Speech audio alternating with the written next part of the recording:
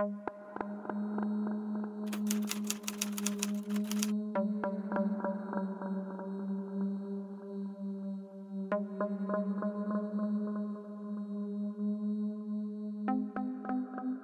everyone, welcome to my channel, and today we're going to take a look at another horrible case with you, the case of Christy Sean and Joseph Codd. Why did a friend eliminate an entire family? Have you ever pondered how well you truly know your friends, colleagues, or neighbors, and how much you can trust these individuals? Typically, friends know everything about us, but occasionally, people who only pretend to be our friends and gain our trust might later exploit our vulnerabilities if they wish to betray or harm us. For most people, friendship is one of those elements that bring meaning to life. Thus, supporting and assisting a friend is paramount. But sometimes the intent to help can turn into a tragedy. The tragic loss of a young woman named Christy Sean and her husband Joseph Codd in 2015 shocked the quiet provincial town of Leicester, North Carolina. This incident was among the loudest and most brutal crimes in the history of this small community. At the time of the tragedy, the couple was joyously anticipating the addition of a new family member. However, the most horrifying aspect was that their perpetrator was someone they knew well, trusted, and considered a friend. Furthermore, they were not his only victims. Early life of Christy Sean.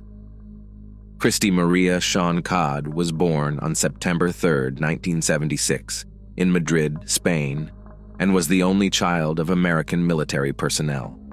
Her father was a U.S. Air Force soldier, and due to his duties, he frequently moved from place to place with his wife and daughter following. The family did not stay long in Spain, and over the next few years they lived in various European countries before returning to the United States. The girl began her schooling in New Orleans, Louisiana, but within a year, the family moved to Texas, then to Illinois, and after that, Sean spent several years in Latin American countries. Such a nomadic lifestyle had its benefits, as Christy spoke multiple languages from an early age and had the opportunity to experience the cultures and traditions of other countries. However, during her teenage years, she faced challenges in settling into new groups and making friends in new places. Just as she would start to settle in, it was time to pack up, move, and change schools and social circles. Yet, it was precisely because of the constant changes that she developed excellent communication skills. Christy easily found common ground with various people and was known as a sweet, sociable, and charming young woman. Additionally, from an early age, she actively participated in sports, including gymnastics and swimming, and for some time, she took kickboxing classes. When Christy finished school, her father retired from the military, and the family settled in Biloxi, Mississippi. There, she finally made real friends and discovered a new hobby: cooking. The teenager enjoyed preparing various dishes, experimented a lot in the kitchen, and her culinary masterpieces indeed deserved attention and praise. Eventually, she decided to pursue further development in this area and completed culinary courses. Her parents thought she would become a professional chef, but unexpectedly, she also discovered her talent for acting. Actress and culinary TV star. A beautiful and ambitious young woman, brimming with talent, enrolled in an acting academy and moved to Los Angeles. There, broad prospects opened before her, and she intelligently seized every opportunity to make her mark. Christy appeared in commercials, performed on the theater stage, and also took part in some high-profile Hollywood productions as an extra or stunt performer. Specifically, she had a minor role in the Terminator franchise, performing quite risky stunts. In 2000, the young woman graduated from the academy, but by that time, she had not landed any significant or notable roles, despite her striking appearance and evident talent. She then decided to focus on her culinary skills, and also on sports, turning these two passions into a quite profitable business. Christy participated in several popular culinary TV shows which made her well-known, turning her into a popular and recognizable figure. She made it to the finals of one season of The Next Food Network Star, But unfortunately, the blonde did not win, as the judges had mixed reviews of her culinary experiments. However, Sean was not greatly dismayed, as she managed to attract considerable attention to herself. Thousands of people followed her on social media, keeping up with her life and creations. She actively promoted a healthy lifestyle, gave advice on proper nutrition, and even developed her own exercise routines to maintain good physical condition. About a year later, Christy founded and began successfully developing her own catering company, which provided banquet services for various events and also retailed prepared culinary products. Her business was distinctive in that it focused on proper and healthy eating. And additionally, the menu featured her own original recipes, which she created and perfected. Soon, the young woman contemplated starting her own farm, which would grow healthy and environmentally friendly produce. This would help her expand her business in the catering industry. At the same time, she conducted online courses on proper nutrition and developed several other projects. Fateful Encounter on TV. In 2012, Christy met Joseph Timothy Codd, better known as JT, who worked as a casting director in television, responsible for selecting participants and actors for various high-rated projects. They first met at a studio in Los Angeles, at the casting for a culinary show that the young woman wanted to participate in, and they instantly clicked. Joseph was nearly 7 years older than Christy, had been married before but was in the process of divorcing at the time they met. He was utterly charmed by the beauty and charisma of this delightful blonde, and he began to court her. The young woman was not averse to his attentions, and soon they began a romantic relationship. Joseph shared and supported the ideas of his beloved, and together they began to work on the project of their own farm. Soon after, the couple decided to leave Los Angeles and moved from sunny California to North Carolina. They sold Christy's quite successful and well-established catering business. Joseph sold his house in Hollywood, and they invested all the proceeds in buying a large piece of land in the town of Leicester. The couple acquired a spacious and cozy house, as well as a nearly 1-acre plot of land to realize their dream. The man continued to collaborate with TV channels, but now worked remotely, while the woman actively worked on developing her personal blog about proper nutrition and a healthy lifestyle. They were an ideal couple, with their relationship marked by love and harmony. Soon, the lovebirds decided to formalize their relationship, and in August 2014, they had a lavish wedding attended by several hundred guests, including relatives, friends, colleagues, neighbors, and even some fans of the famous couple. They were truly happy and full of plans for their future together. 3 months after the wedding, the newlyweds learned that they were going to become parents for the first time. Their joy knew no bounds. After the new year, during a routine ultrasound examination, the doctor told the couple that they were expecting a daughter, and a few days later, during a phone call with her mother, Christy mentioned that they had decided to name their firstborn Skylar. Everything was going perfectly, and the pregnancy was progressing smoothly, but the couple's happiness was tragically short-lived. The mysterious disappearance of the Codd's Christy was 5 months pregnant and actively preparing for the arrival of their baby. She almost daily called her parents, who lived in another state, sharing updates on her well-being and chatting with her mother, sometimes for an hour at a time. However, on March 13, 2015, Christy's mother was unable to reach her daughter, but initially did not think much of it. The situation repeated the next day. Calls went through, but no one answered.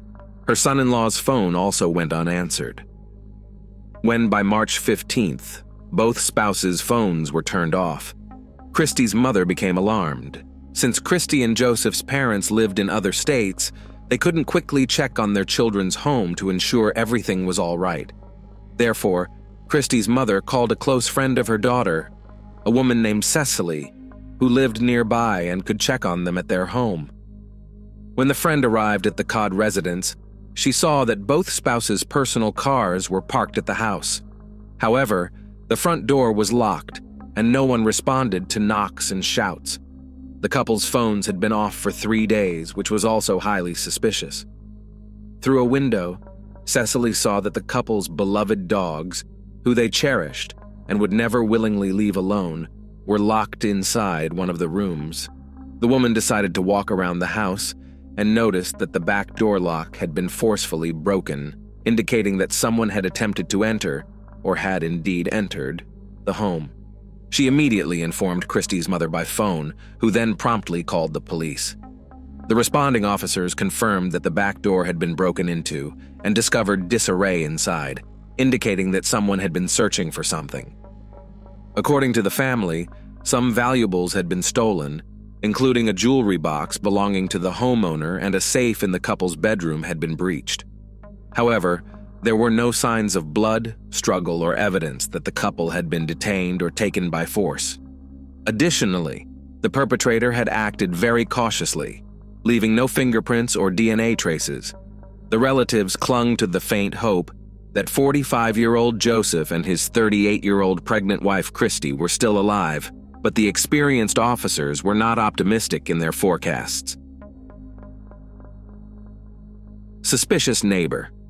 In the initial days, the investigation simply stalled. No clues or even somewhat significant evidence could be found.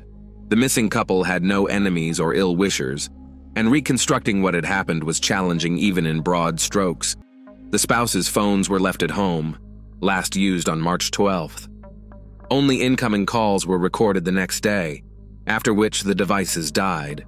The police decided to question the couple's neighbors to see if they had noticed anything strange or suspicious recently.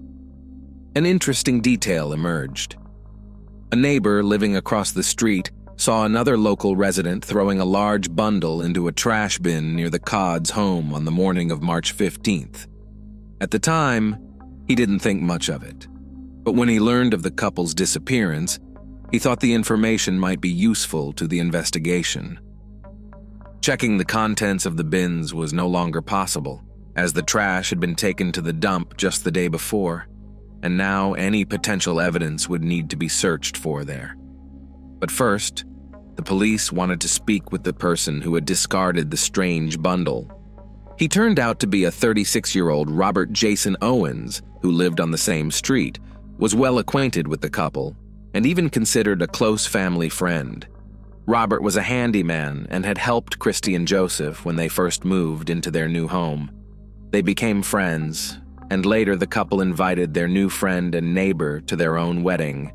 At first glance, there was nothing suspicious about this, except that other locals described Owens as a strange and unpredictable person. Horrific discovery and shocking confessions. On March 16th, Robert was summoned to the police station for questioning, initially denying any involvement in the couple's disappearance and claiming ignorance about the bundle mentioned. There wasn't much to charge him with initially, beyond the unsubstantiated claims of another neighbor. However, that evening, the situation dramatically changed after the very same large, strange bundle was found at the landfill. Inside were items from the missing couple's home, including Robert's clear fingerprints and DNA traces found on partially burnt clothing belonging to the couple, a blanket, and a throw from their home, all stained with blood. This evidence confirmed police suspicions that Christy and Joseph were no longer alive. Doubts were dispelled when police searched the suspect's home and found charred human skeletal remains in his wood stove. Robert was then brought in as a suspect in the brutal elimination of his neighbor and the neighbor's pregnant wife. Despite his denials and inconsistent statements, he eventually confessed after several hours, and his admissions were truly shocking. He admitted to the double fatal incident but claimed it was accidental. According to him, on the evening of March 12th, he decided to visit his friend's home but swerved off the road to avoid hitting a dog, getting stuck in the mud. He walked to the Codd's home and asked for help to push his car out. The helpful and responsive couple agreed to assist, and while they were pushing the car, Robert, sitting at the wheel, accidentally confused the gas and brake pedals, striking and running over the couple. Terrified, He believed he would be accused of taking their lives, so he chose not to call the police or emergency services, instead deciding to cover up the incident. Robert claimed he returned to the Codd's house, broke into the back door, and took blankets from the bedroom to move the bodies, which he wasn't sure were deceased. He wrapped the bodies, placed them in the bed of his pickup, and drove them to his home, where he dismembered them in his own bathroom using a saw and a small axe. He then fired up his stove and began incrementally throwing pieces of his friends' bodies into the fire, hoping they would burn completely. The blood-soaked clothing, blankets, and footwear of the deceased he oddly chose not to burn, but instead packed into a trash bag and disposed of in a dumpster, assuming that once the trash was taken to the landfill, no one would be able to find anything. After all this, Robert claimed he decided to stage a burglary, though in reality, he had robbed his friend's home himself, stealing money and valuables, which he pawned the next day. Unsolved crime. The cruelty with which Robert disposed of his friends' bodies and the eerie calmness with which he recounted the events shocked even seasoned police officers. In his home, they found a saw and an axe stained with blood, skin, and bone fragments of the deceased. The accused hadn't even bothered to clean the tools or attempt to hide them, confident that the investigation would never lead to him since he had left no traces at the Codd's house. Forensic analysis confirmed that the bone fragments found in Owens's stove belonged to the missing couple. Law enforcement decided to delve deeper into the suspect's background. Robert was unmarried, had no children, and barely maintained any contact with his relatives. He had previously lived in Asheville, North Carolina, but in 2000, he bought land in Leicester and later built a house there. It turned out that his name was linked to an unresolved crime from 15 years prior that occurred in Asheville. In 2000, Robert's close friend, Zeb Wayne Quinn, who was only 18 at the time, mysteriously disappeared. Robert and Zeb had known each other since school, lived nearby, and were friends. Zeb was undergoing military training and also worked part-time at Walmart. On January 2nd, 2000, after finishing his shift, Quinn met with Robert, planning to drive to Leicester to buy a new car, but he never returned home. A few days later, his Mazda protege was found in another part of town, parked with its headlights on. Inside, a heart was drawn on the window with red lipstick. The car's owner was never found. The car also had damage and scratches with traces of paint from another vehicle. The last person to see Zeb was Robert, whose car also had damage, and it turned out that the scratches contained paint particles from Zeb's car. Robert told a peculiar and implausible story. Shortly after they headed towards Leicester, Zeb blinked at him to stop. Zeb said he received a message on his pager and urgently needed to use a payphone. He asked Robert to wait and drove off to the nearest gas station, but returned 10 minutes later, looking frantic. Said their plans had changed, and then drove off in an unknown direction, hitting his friend's car in the process. It was also discovered that Zeb had a romantic relationship with a woman named Misty Taylor, whose former boyfriend, Wesley Smith, had threatened Zeb with harm if he didn't stop seeing Misty. Taylor, Smith, and Owens were questioned in this case, but due to a lack of evidence, all three were released. Additionally, Misty and Wesley had alibis, which was not the case for Robert.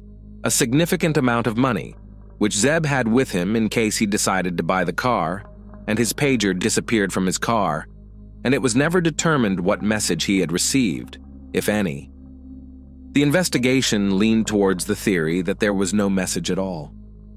Another oddity was that the day after Zeb's disappearance, a man called Walmart claiming to be him, stating he wouldn't be coming to work for the next few days due to illness.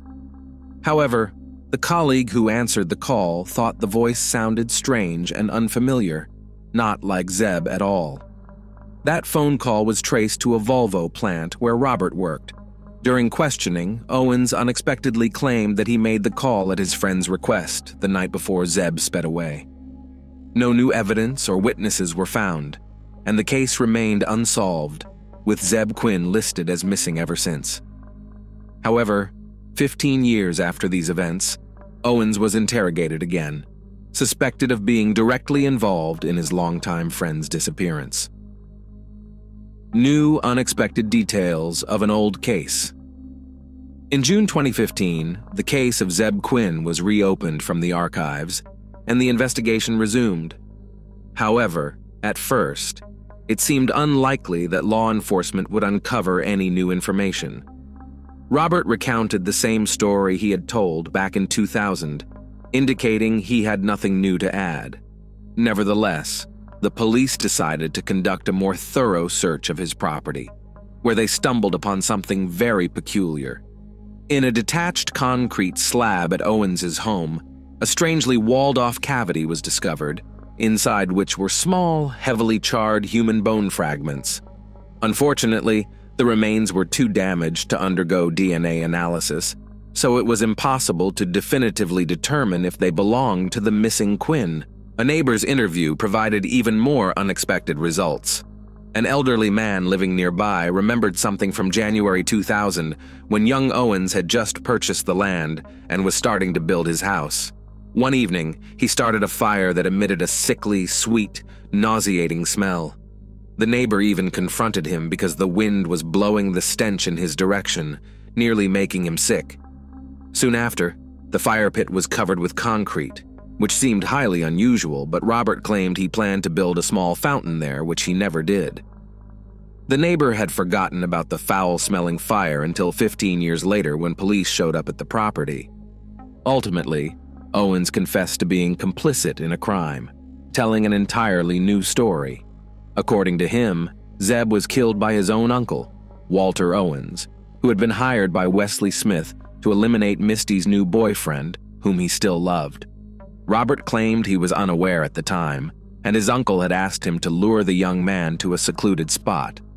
When the three of them ended up in a wooded area on the road to Leicester, the uncle ordered them to stop the car and then to signal Quinn to do the same. Once the young man stepped out, Walter shot him silently and then instructed his nephew to help dismember and package the body, which was burned on Robert's property that same night and encased in concrete. Interrogating Walter Owens was no longer possible, as he had died several years before his nephew's horrific confession. No evidence was found at the supposed crime scene, and the story sounded very unconvincing. Legal proceedings, plea agreement, and final verdict. Initially, Robert faced charges of first-degree double murder, murder of an unborn child, dismemberment and concealment of evidence, burglary, and robbery. All these charges could have led to the death penalty, but it was revealed that the defendant had long suffered from depression and mental disorders, taking powerful medication, which his lawyer used as a foundation for defense. Thanks to a well-constructed defense strategy, the accused could have been found insane and sent to a psychiatric clinic instead of prison, which neither the prosecution nor the victim's relatives found satisfactory. At the same time, the investigation into Quinn's case began, from which the criminal might also escape unpunished. In 2017, the defendant agreed to a plea deal, admitting guilt in the murder of the Codds in exchange for a guaranteed removal of the death penalty from potential sentences. For this case, he was found guilty of second-degree manslaughter, dismemberment and incineration of bodies, burglary, and robbery.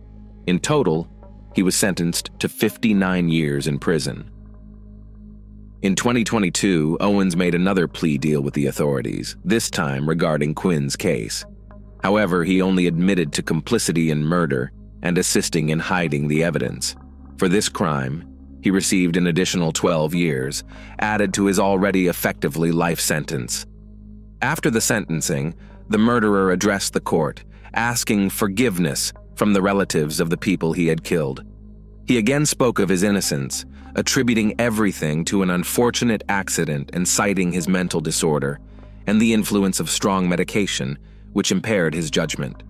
However, the relatives of Christy and Joseph Codd, as well as Quinn's family, did not believe him.